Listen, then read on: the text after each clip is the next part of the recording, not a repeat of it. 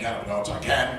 You know, we have some of the highest THCV cultivars in the world, CBD cultivars, whatever, but I'm not going to go into the cannabinoids. Everybody's done cannabinoids, you'll hear lots about them, I'm sure. I'm not going to go into the food, I'm going to go into something different. So with the carbon, you might also note, and I'll go to the next slide, that this is just a small section of cross-sections of the stalk. And what's interesting in the stalk, and you can read whatever you like down the bottom there, but these two show you the density of different varieties. Now, given the fact that it's nearly, in some cases, well over 50% carbon, these different surface areas support different applications. By using pyrolysis and the skeleton of these particular cellular shapes, you're going to be able to get different absorbency. Now that absorbency can be used with either filters or gas filters or all sorts of applications. So where I'm driving things, and I was particularly interested in the carbon in hemp because utilisation of the stalk is one of the things that we tend to sort of get caught up in old practices and think, you know, let's use it for fibre, textiles, let's use it for this, that or the other, horse bedding. Also hempcrete, which is a wonderful product, and I think Steve will talk about that later on, but there's some, I have a question for you, Steve, which I'll ask now. When we did our early research with canaf herd and hemp herd having the same surface area, we couldn't get the lime binder to bind to the canaf, but it would bind to the hemp. Therein lies another chemical exchange issue. What? Put it a little bit away from your mouth. Ah, okay. There? Yep. There?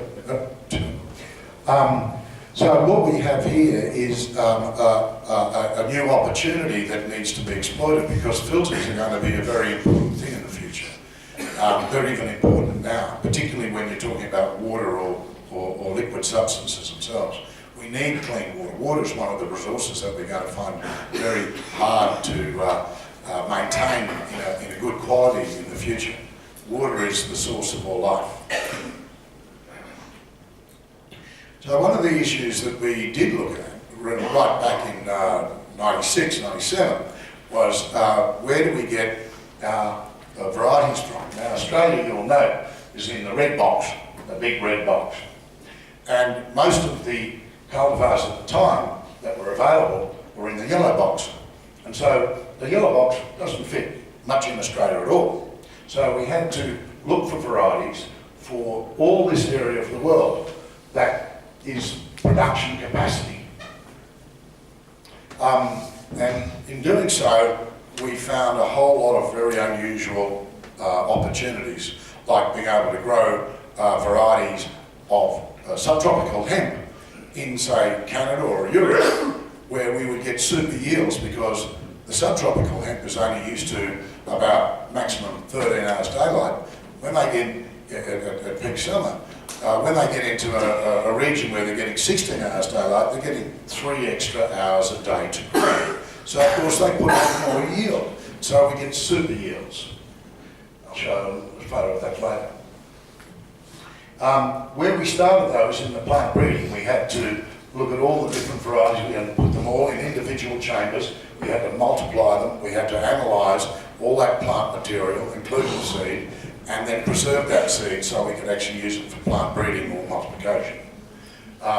350 variety of land races alone, if you've got 30 chambers as we did have, would take about 7 years to get through the whole lot of stock.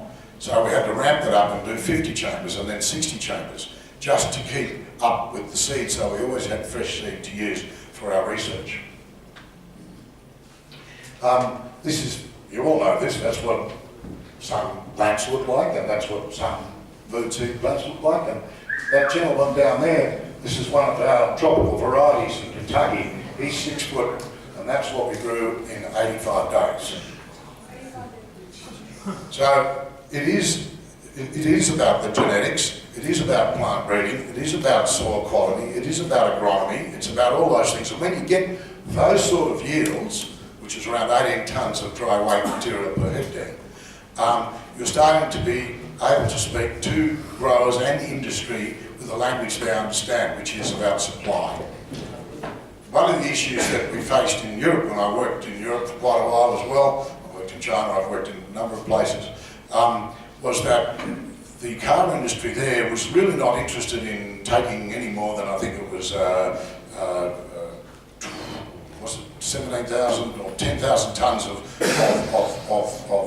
fibre per year, because they had other filler coming in. In other words, they'd get jute and they'd get sisal and they'd get flax tow and whatever else, and they'd blend it all together to make the interior panels of the car. And the concept was, well, if you're using hemp and we could get you to devote yourself to using hemp, you would reduce the amount of material in your cars, because the technical qualities of hemp are so good, by about 20%, so it'd save you all that. And they said, look, simply guys, we're not interested, because there is no way you can guarantee us the supply. We can't all of a sudden run out halfway through a production run of cars. So we've got to rely on other sources. The idea was then to use the Northern Hemisphere, Southern Hemisphere supply line. In other words, what you missed in the Northern Hemisphere in the first 6 months of the year, or the other 6 months of the year, then we would be able to make up in the Southern Hemisphere. And that way we could get a rolling production going and be able to guarantee supply. Well, that hasn't happened yet, because there hasn't been a mature enough industry to be able to do that, but it is about scale if you're talking about manufacturers. That's when I started to think outside the box. But having walked through the value chain myself and been involved in every section of the value chain, from the separation of the cannabinoids into isolates, right back through the process to the genetics, all the way through the seed production, supply, every bit of this I've had to walk through one way or the other, because there wasn't any technical information that was available. You get bits from Europe, you get bits from here and there. They don't plug in together necessarily. What I needed to do was create, so I knew that this product would be X price at that point. You can't go to manufacturers or anybody unless you know that. You can't promote your industry, you can't promote your product unless you know what you're able to sell it for. But there's a lot of things you've got to do in between yourself to get there. So we had to set up pilot mills, we had to set up pilot production, we had to trial different forms of processing. The biggest thing in hemp fibre, for me, is handling and process, not the processing itself, not the technology of processing, it's the handling and the storage. They're the big money chewers up us, if you know what I mean. If you want to store, say 50,000 hectares of product in a region, just imagine how much space that takes up. I mean, it's what, 9 cubic metres per tonne. That's a lot of cubic metres that actually have to be either under shed space or under a tarpaulin somewhere or some sort of protection. So we can't get a big industry growing until we address these issues. So we short-circuited all that, and we processed in the field, we decorticated in the field, and we stored in what we call ground silos. But we'll move on from that. That's another story for another time. Each one of those is a story. So what I come back to is, why hemp? Why is hemp so special? If you look at it from a logical perspective, from a business perspective, and there's some good lines there that just tell you what it's all about. It can be grown everywhere around the planet. It can be grown from Patagonia to the equator and from the equator to Finland. What other product can do that? Not many. And that means you can have a global supply, and you are not subject to monopolies from certain countries or places where they're the only or the main supplier of whatever product you use, whether it's an oil product. I mean, you know, Venezuela, Middle East, blah, blah, blah, blah, but not everybody has oil, so they're at the behest of others. Most countries, Australia is a big iron ore producer. It can beat anybody's price on iron ore, so Australia rules that sort of roost to some extent. But that's actually not really a good thing in the sense of spread of business. You can't get things happening on a global sense, that because some country has, you know, that hold. The same with lithium. All the things we need are stuck away in some country and they create the price. Hemp, we can do everything. So what is the reality? Do we heed the UN and others about climate change? If we do, then we've got to start acting pretty fast. Do we want to face, I suppose, the next 15 years, which we are in a way, with changing climate change that we can't keep up with in our lifestyle? No, we don't want to do that, but that is going to create a problem because it won't happen. We can't, our lifestyle will be severely affected, and I don't think people realise how much it will be affected by climate change. These little qualities that I've put up here are real facts that we can say, yes, hemp is one of the answers to the problem. So I'm now going to talk about textiles in a very unusual way. About, was it 6,000 years ago, we got out of bearskins and we got into spinning, weaving, cutting, sewing. We're still doing that today. The technology that we use in its essence is 6,000 years old. We haven't progressed. We have a lot of waste. We have enormous amount of waste now. So when we look at what we're doing with textiles, this is just one segment of this whole industrial revolution that we're going to go through. If we look at textiles, I mean, I'm not going to quote these figures here, you can read them, but one that really worries me is that 23 kilos a year per person on average in the US of 350 million people goes into landfill. You can do the math. Was it synthetic? Well, 80% of it is synthetic, probably. There's a hell of a lot of organic material that goes in the ground as well. They can't use it anywhere else. They can't give it away as clothing anymore. That used to be what was, oh nice, we can recycle it, we can do it, but they can't. And there's a problem. All that water that was used on crops to produce cotton or wool or whatever it is gone to waste. It's not a very good use of product at all. So I'm just going to play you a little thing in a second. At the Imperial College in London, here's an idea a guy was working on, which fortunately was following where I was going, about recycled clothing. And I'll go into this, just showing you what can happen right now. Can you press the start button on that video, please? Just put the cursor over there.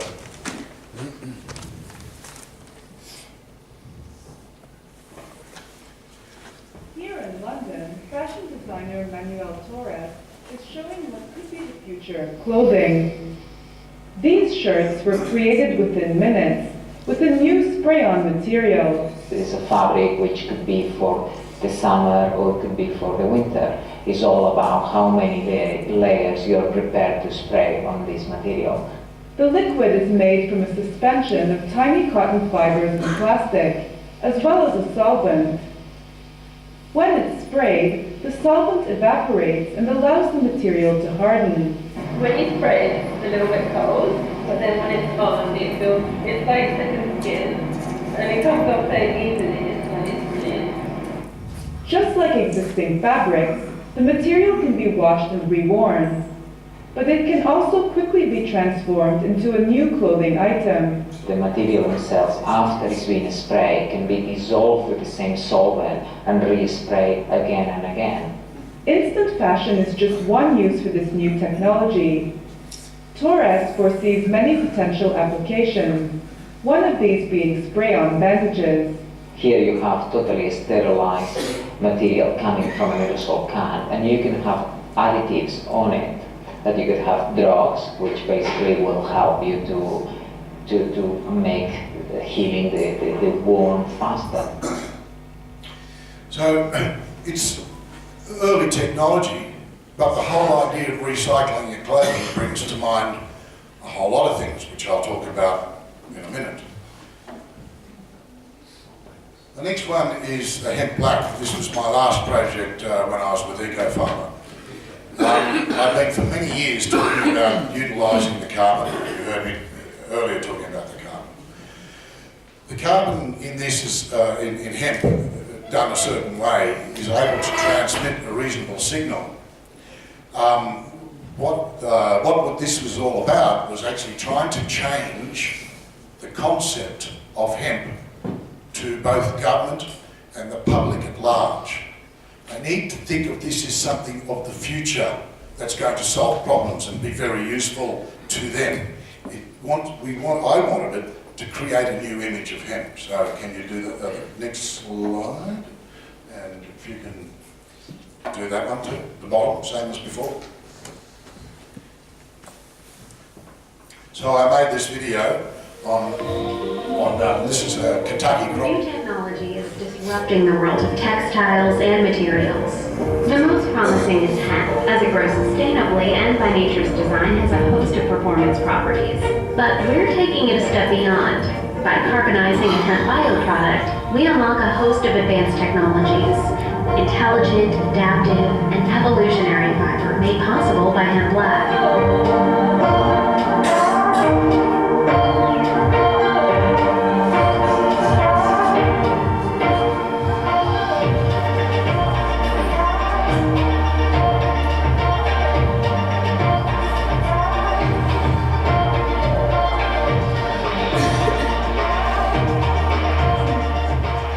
New technologies are ushering in a new era of smart and functional performance apparel, footwear, and fashion. With its intelligent design and functionality, Hemp Black will drive the next generation of advanced textiles.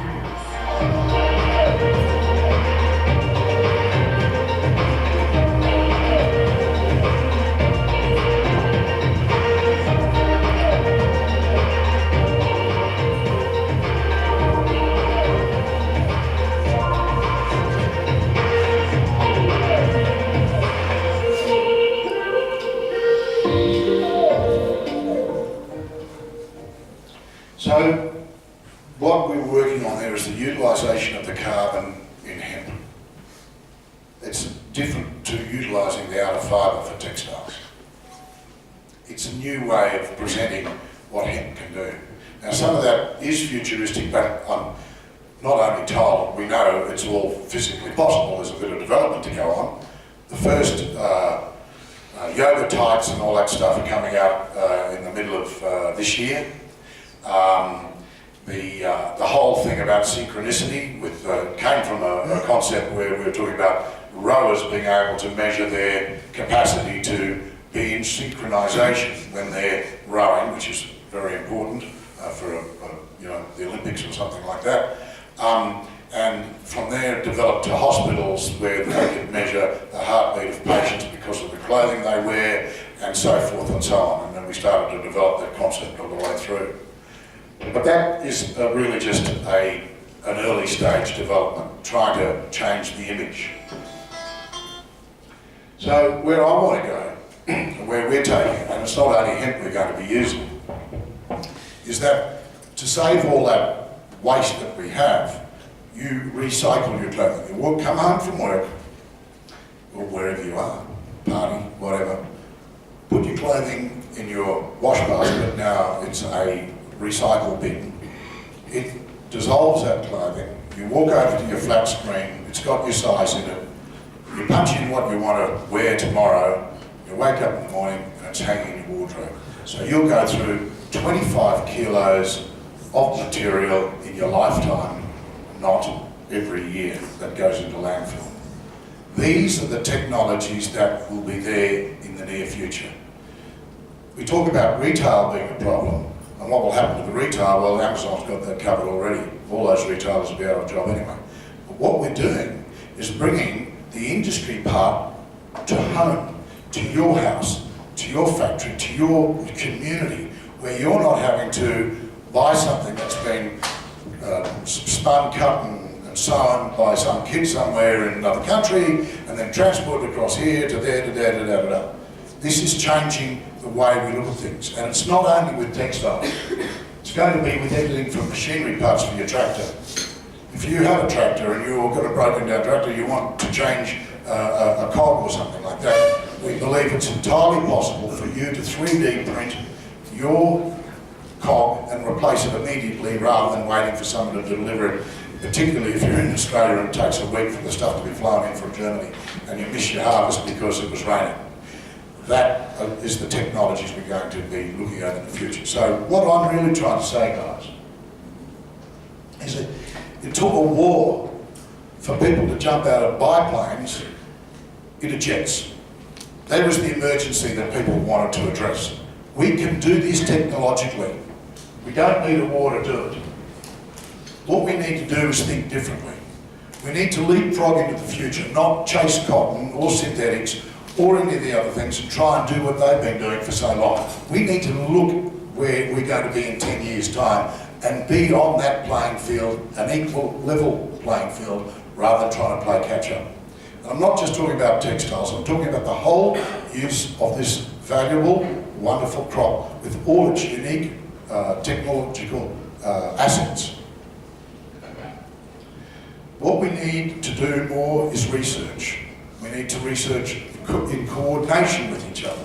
Hence the reason to start up the EcoLife Science Research Foundation, and that's what I'm starting with. And anybody who wants to become part of that, I'm welcome to listen to what you've got to say, but it's all about funding research with students or organisations who are interested in taking up the challenge. So my last slide, and then I'll be open for questions, I think.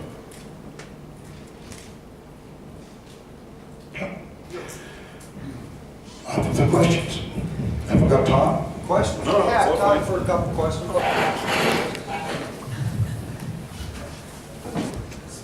That's it? Here's one. Okay, thank you for the presentation over here. Oh, yeah. I have basically two questions. Both are completely different. One is, we have seen there's a possibility of making biofuel with the hemp, and yet people are not talking about biofuel. We know the world is shifting towards battery-powered vehicles, but that's a long way to reach there. But biofuel can be used as a substitute to current diesels and petrols. So what do you think is a future for biofuel with hemp? And the second question is, you talked about a huge amount of carbon present in hemp. So is there a possibility that a graphene particle, graphene that is completely carbon based, different structure of carbon, can be produced from extracting the carbon of hemp? The first question was about biofuels. I was talking to a gentleman earlier about biofuels from hemp. It's a there are other feedstocks that would be cheaper, mainly because of the handling issues with hemp, because if it's you can't store it, well, you can store it wet, but it's not easy. So if you're going to dry it out, and then you're going to handle it, you will get, on a 40-foot semi-trailer, which is how I measure things, 8 metres, 20 odd metres by 2.5 metres by 2.5 metres, whatever that cubic metre is. It's about 8 tonnes, and it's a very expensive material to move long distances. So if you've got a critical mass you need to put through a bio system, then you've only got usually one sizable harvest a year with hemp, then you've got to stockpile it, and then you've got to feed it in. So you need other biomasses to be able to do biofuels or anything out of that, not just hemp. So I would be integrating it with other crops, but I don't think hemp alone can be the source of biofuel. But it's a very low price as well. Most biofuels are built off materials that cost less than $300 a tonne, or even $200 a tonne. If you don't get a decent price, then no one's going to grow. So there are higher end values, such as the carbonisation or pyrolyzation of the hemp, that is more important and will give you a greater return. In fact, you can even get a higher return out of a thing called hydromosh, of about $5 a tonne, certainly in Australia, maybe not here, but within industry, and as things progress, it will be worth that every day of the week. So, yeah, I think it's about price and transportation. What was the other question again? I didn't quite get it. What about carbon, something? Can we get higher carbon ratios in there? Biofuel from hemp. No, I've done the biofuel one. Graphene. The second question was on biofuel from hemp. Can something similar be made like graphene? Are things able to be made from carbon? Yeah. Yes. Also, Graphene. Can you produce graphene? graphene. Well, that's what it basically is in a way. It's a graphene style conductor. It's possible to make batteries out of them. Look, this is, once again, research that has to be done properly. I mean, I've been in touch with a whole lot of people who want to make batteries out of hemp. And yes, it is possible, but it's got a long way to go before it's anywhere near, let's say, a commercial proposition. But it's only a matter of research. The problem is that you've got to look at the material supply sources of many things and measure up the cost of theirs compared to what yours is. And of course, always initially with hemp, it's going to be a lot higher. So you've got to have that long-term vision. Is there time for one more, Kirk? Pardon me? One more time? Yeah, one more quick question. Quick one, but you can get me later on if you like. Yeah. Hi, Brian here from Hemp today. Firstly, great presentation, Yeah. very informative. It's a mirror. Look at yourself. I'm just wondering if, it might be a mad question, but has any of your research shown that these clothes might have the ability to actually capture carbon as you're wearing them, you know, for somehow you're walking around and cleaning I things up? haven't taken it that far. Yeah. Thank you. All right, thank you very much, everyone.